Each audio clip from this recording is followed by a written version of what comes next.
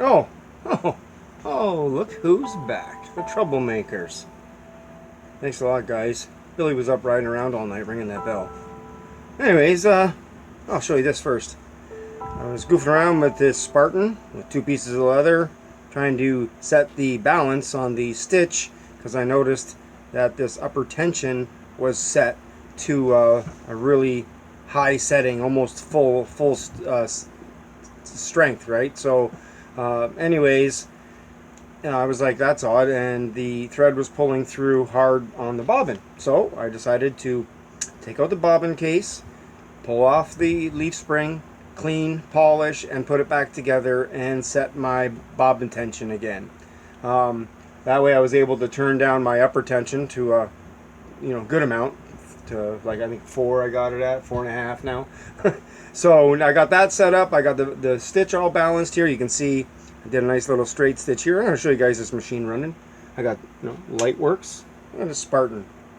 So I got a white thread on the bottom and a red thread on the top, and I'm going to show you guys it running a stitch, and I'm also going to show you the back tack and the reason why I was talking about not being a machine that I would probably buy because of that. If I was looking for one with reverse, it's different than back tack. What I discovered is I thought the back tack was, sorry guys, just got that extra bobbin sitting there. I thought the back tack was longest stitch. It's actually short stitch.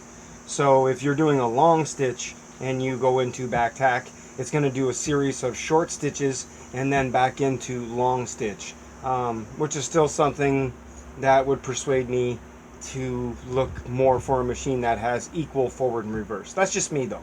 I don't really care about forward, reverse, back tack, any of that, so I can live with this machine if I decide to keep it, because I'll tell you, this machine's complete. I'm not going to tell you how much I paid for this machine, but it was a ridiculous amount. It was very low. It was very low what I paid for this machine, and the reason why was obvious. That tension was an issue, but the needle was in backwards. And you would not believe how many times I get a machine, and I swear the people are selling it because they can't figure out what's going on with it, and the needle is in backwards. Okay guys, if you're not picking up that bobbin thread, if you're not creating a lock stitch, then check that needle first, okay? Because the needle is more often than not backwards when I get these machines, and I think that they sold this machine very low because they couldn't get it to pick up the thread, and they couldn't get that tension set when they did get it to pick up the thread, because every once in a while it might pick up one or two, but they were probably thinking it was a tension issue when it was a needle issue. Anyways, that's enough about that. Just to let you guys know, check those needles, because this machine, oh sorry about that, could have went for a lot more. They could have sold this machine for more. Anyways, let me get this set up over here a bit better for you. Can you see that? There we go. Trying to get used to this metal pedal. I've never, I always have the Bakelite looking style ones. And I'm going to go right across here. I'm going to show you something. And I usually have the Bakelite pedals, so I'm used to using those. This one, not so much. So I'm going to go forward here in the longest stitch. And then I'm going to turn. I'm going to set this into back tack. And I'm going to do a line backwards, and then I'm going to go forwards again. So just give me a second here. Okay, now I'm going to turn it, and I'm going to go forward again. And that back to forward. That way I can show you guys what I'm talking about here with the back tack. Now it's not a bad thing. Some people can, live with it. But if you look, you can see how long those stitches are, and you can see how short those are. Okay, look at that. There you go. There's a better view. The white thread. Okay, let's try to get a better. See how long the stitches are? And then when you go into back tack, look how short they are. And then they're long again. So that back tack is always going to be that short stitch and not a long one. I've never heard anybody mention that about these 99s with the back tack, or sorry, the Spartan. Now, I'm not 100% sure if the 99 is the same way. Maybe you guys can leave me a comment, let me know, but if the 99 is the same as the Spartan with this back tack lever not having the same stitch length, that's one thing to consider.